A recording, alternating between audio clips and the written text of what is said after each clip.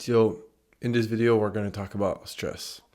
And most importantly, we're going to talk about things that you may not be aware of when it comes to managing your stress or even your stress levels in itself. And I used to think that living under stress was okay, that feeling awful anxious during the course of my day was the normal way to live because no one told me anything about how to assess my stress, how to manage it, things to do, things not to do. And after all, why not be stressed? Because in this productive world, this is something that's pushing you to do more and better. Nothing could be further from the truth because most people that I encounter are people that are controlled by their stress levels on some level.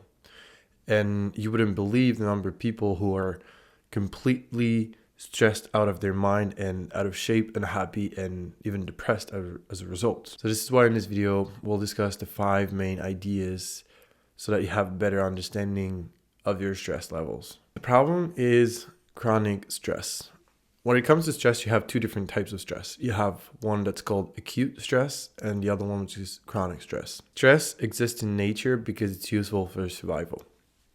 And especially acute stress, which is present in pretty much all systems, biological systems. They have like a fight or flight response that's within their genes, genetic, and basic patterns of behaviors. It basically goes like this. Antelope is rested, feels relaxed, enjoying the grass or whatnot. It sees lion coming out the bush.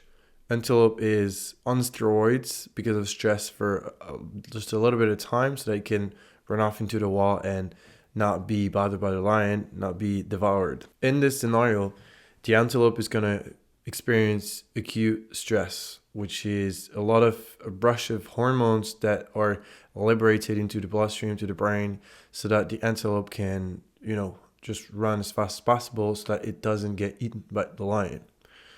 That makes sense. You want that stress response. You want that acute stress response. But the difference is that when the antelope is out of sight, when it's safe, when it's eating grass again, it doesn't feel any stress anymore. Humans, it doesn't work like that. We humans are accustomed to what's called chronic stress and not acute. Could be something really dangerous that's happening to you and you'd have an acute stress response, but chances are that most of the times you will deploy a chronic stress response, which is always showing a little bit of stress, just enough so that your body is stressed, but not so much that you can consciously evaluate and feel like really kind of completely overwhelmed by the sensation. This is pathological because it's constant, because you're always exposed to the stress hormones that we talked about. And these hormones haven't been designed for you to be exposed to it 24/7 because they cause imbalances in your system, in a lot of different systems within your body. And when it comes to systems, your body and mind, for that matter, they always want some sort of equilibrium. They always want some balance. And if you tip the balance onto one side a lot, then what you're going to do is you're going to trigger the opposite reaction. And if you keep that balance tipped out onto one side for a long time, then your new balance is going to be tipped out. So it's not going to be balanced anymore. And that's what happens whenever you're under chronic stress. Your balance is always unbalanced. It's always uneven. And therefore, you accept this as your new normal. And that's not good. And the last thing about chronic stress that we need to talk about is the mental side of things. Because the main difference between animals and humans is one of the differences is our ability to project ourselves into the future, which animals cannot do. This leads to tremendous benefits, things like just being able to know that tomorrow you have something else, so planification, just being able to know that other threats that you've known in the past can come back. But that also leads to anxiety, which is a big problem. Because anxiety is essentially fear of potential threats that could happen in the future. But this is highly uncertain and it triggers pretty much the same stress response even if the threat is not in front of you. So if you think about the lion attacking you, it will trigger the same stress response, well, in several degrees lower in terms of intensity, but it will trigger the same response as if the lion is really in front of you. And that's how you blow up your systems, because you basically have a machine in your brain that is able to stress you out every day for 24 hours straight. Now, the second idea is that you're probably way more stressed than you think you are, because as we talked about, the balance is uneven right now. And if you've been exposed to constant stress levels, chances are that you've accepted this uneven balance as your reality, and that being stressed out is just a normal day for you. You have to know that stress builds up over time, and that you get accustomed to the stress reaction. And the main problem is that it becomes subconscious. Because if you've been exposed to stress for a long time, it cannot always be conscious. Otherwise, you're going to be suffering mentally and physically from a lot of tensions, a lot of worries and everything else, which might be the case for you. But for most people, I've come to find that then they're stressed out a lot, but they don't feel like they're really stressed out. And that's so bad, because their bodies are still experiencing the tensions, the anxiety, the stress, the hormone cascades, but they consciously don't have that much connection with their bodies anymore. And that's not good, because when you have a disconnection with the body, then you cannot treat the signals that are coming from the body. Your body might experience a lot of stress, but mentally, because you're disconnected from it, you don't perceive that much stress. But then it leads to all sorts of things like illnesses, immune problems, weird rashes, allergic reactions, a lot of things that your body triggers or has to trigger because it's stressed out a lot, but you don't pay any attention to it anymore because it has become your new normal, your default mode of operating. Stress is just part of your life, and you accepted it as being typical, conventional, and it should be that way. That's pretty much what you're telling your body. Therefore, it stops sending you those signals consciously, but it's still experiencing those signals subconsciously, though. That's really important. This is why the first thing I do with my clients is to find a way for them to be able to assess their stress, preferably on a regular basis. So basically every day. Because you need to have some sort of system in order to be able to reconnect and ask yourself how stressed you feel that day. Otherwise, you may be stressed out a lot, but do nothing about it because you can't perceive it. Third idea is that the world around you is overwhelming.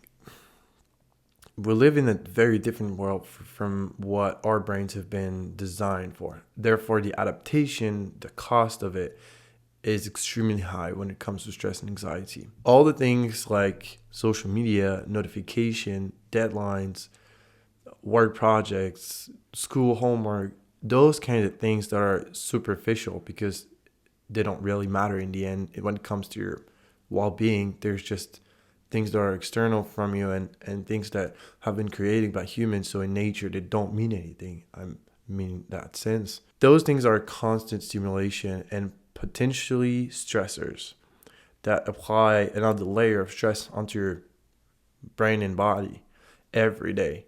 So when you're constantly exposing yourself to these stressors, these constant stimulations, you have small but recurrent episodes of stress that are being triggered. Modern society, even if very safe because not a lot of people are dying attacked by tigers and sharks anymore, it is still highly anxiety provoking and stressful because of the sheer amount of things that you're being exposed to. You're being exposed to a lot of people, being exposed to a lot of stimulations, being exposed to a lot of pollution when it comes to noises, when it comes to light, when it comes to basically everything, even air pollution. And you're being exposed to a lot of mind games. And what I mean by mind games is comparisons, social expectations, money games. Your brain is basically shifted from being focused on getting berries and avoiding the tiger to I need to find money, and I need to have likes on Instagram and everything else. And all of that is applying a new kind of generational stress on it that's very new and very bad, because if you look at the statistics on stress, overwhelm, and anxiety, everything's on the rise. And it's because the culture has shifted from being a culture of need to a culture of want. Because nowadays, hopefully, you have everything that you need, meaning you have shelter, food, sleep, and access to water. Nowadays, your brain wants more, and you've been exposed to a society where your brain wants a lot. And when you don't have what you want, then you experience some stress, because your brain doesn't think that this is normal. And so it's going to stress you out basically so that you can reach your goals. Because if you're not stressed out, if you don't care, then you're not going to move. You're not going to do those things. You're not going to get off the couch. And in social societies, modern societies that are based on comparison, social expectations, you can experience a sheer load of stress, a great amount of stress, just by having expectations that are set for yourself. So just because your mom is expecting you to become a doctor, for example, this can put a ton of pressure onto your brain and body, a lot of stress, even if there's no potential threat. The expectations, the societal expectations, social expectations, itself could be the reason why you're experiencing that much stress. Well, let's get into more of the stress management component.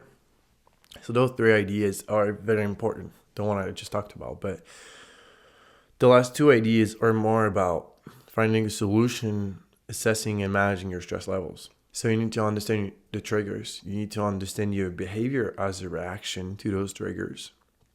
And you need to understand the kind of bad habits that can be the results of you being stressed out. So when it comes to understanding your stress levels, it's going to be a mental work. It's going to be a work of observation. You're going to have to kind of draw yourself out of the picture and observe your life from a different perspective, a different angle. This is very hard to do when you're in the moment. So what I suggest is that you take time out. You take time at the end of the day. You take time when no one is expecting anything from you. You don't have, any deadlines or whatnot. No one's just kind of bothering you. You're just alone with your thoughts. So usually for people, it's at night or in the morning, early in the morning. I suggest you start journaling. Now, don't get trapped into the idea that your journaling has to be perfect. You have to write this X amount of pages or whatever. Just go for pen and paper. This is really important. And just write whatever comes to mind. And if it's your goal is just to write one line. And after that one line, you can stop if you want to. But be willing to expose yourself to what your brain has to say. Things that you may not want to listen to. And tensions into your body that may reappear as a result of you letting them be. And when it comes to the triggers, so I suggest that you do journaling. That's my recommendation. When it comes to triggers, there's certain things that you're going to be able to assess as triggers. So things that are provoking the anxiety and the stress and the overwhelm on your body. Triggers can be very different for different people. And so this is why you have to do the mental work for yourself, because they're not usually the same. Especially as I talked about in modern societies where it's highly going to be correlated to your probably situation, job, relationships. Therefore, I can't establish for you a list of triggers that are going to, besides the tigers, that are going to for sure impose a lot of stress on your being. But you're going to want a list of those things because they're going to reappear over and over again. They're going to be recurring. And you want to be able to understand and see them before they start kind of affecting you in a bad way. So you need to do the mental work and find those triggers for yourself. Second one are reactions. So behaviors that are kind of coping mechanisms. So what do you do? How do you deal with the stress? And that's where most people don't realize it, but that's where all the money is. Because those behaviors that you do as a result of feeling stressed out, of being triggered and being overwhelmed, are not good for you. And this is where people fall into whatever you call it, bad habits, dopamine traps, really negative behaviors that are getting you away from your goals and maybe even unhealthy. Because why do most people overeat or snack or go on chocolate a lot? It's because they're stressed. It's not because you're hungry. It's because you're stressed. So if you're eating a lot, if you're overeating, for example, that's what I see most often. There is a source of stress that's highly correlated to your bad behaviors when it comes to nutrition or your misbehaviors, because those behaviors are not natural. Therefore, there's an explanation, there's something that can explain those behaviors, because those behaviors are a way for you to try and resolve this uneasy feeling. Okay? So you try and seek comfort whenever you're stressed. You try and seek gratification because you're feeling low, you're feeling bad, you're having a bad day, having a bad mood, whatever you call it. You need to understand your reactions to your stress so that you can then move on closer to your goals. And that's especially true when it comes to fitness. If you don't do that, if you don't go through that process, chances are that those behaviors, those reactions to stress will be the reason that you don't reach your goals in the end. And the last thing that we're going to talk about is the fact that you cannot eliminate stress, and you shouldn't, because stress is a normal part of life, but you need to learn how to regulate it. Stress is a signal. Stress is not something that's good or bad. Stress has been designed for survival. Remember the first things that we talked about in this video. You need to treat it as a signal. That stress doesn't mean you're a bad person. Stress doesn't mean that you're about to do something that's bad or whatever it is. Stress is a signal that's being triggered from your brain and body to tell you something, and you need to listen to it. That's the most important thing. Now, if you're aware of the triggers because you started journaling and you understand your reality a little bit better now, you have two ways to operate. Either you, in order to regulate your stress, either you manage and you eliminate or limit the triggers, or you develop a better reaction to those triggers. Those two ideas are good, you should implement. It just depends on the trigger and the reaction. So for things that you have control over, I'm thinking about it off the top of my head, but if you're overwhelmed by the traffic and that's stressing you out a lot, maybe think about moving closer so that you can walk to work or take the subway or whatever it is, okay? If you can, you need to eliminate the trigger. So if you have control over it, if it's something you can change, you can eliminate it so that it's a small portion of your stress is just out because you took care of it by eliminating the triggers. If your job is highly stressful, you don't like it, you're overwhelmed, you go home, you cry, maybe change your job, and then a sheer load of your stress is going to go out of the window with that job. But be aware of the consequences too. And when it comes to limiting, those are things that are either natural or in your life can't be removed, but you can limit the exposition to it. Again, with the job, if the office is the main problem, then maybe you can ask for days where you work from home or days where you work from a different place so that you are not exposed to this stressing environment every day, and that gives you a little bit of more room to breathe. But eliminate or limit the triggers. And now when it comes to the reactions, the behaviors, the coping mechanisms, you need to develop better management techniques when it comes to your stress. And instead of answering and just starting to grab the snacks, then maybe you want to go for something that's going to be a little bit more natural, a little bit more healthy. Things like relaxation, things like exercise, things like yoga. We talked about journaling. Anything that helps you manage your stress and that does not get you unhealthy is good. Even if those are things that are not productive, like drawing. If drawing helps you release the stress at the end of the day, then make enough room for it. Because managing your stress is going to be way more important than the productivity of your time after you've been fried up and overwhelmed and everything else. This is very different. This was a bit more freestyle-y. This is a bit more podcast. And just let me know what you thought of this video. So I just hope this helps. And in the meantime, trust the process.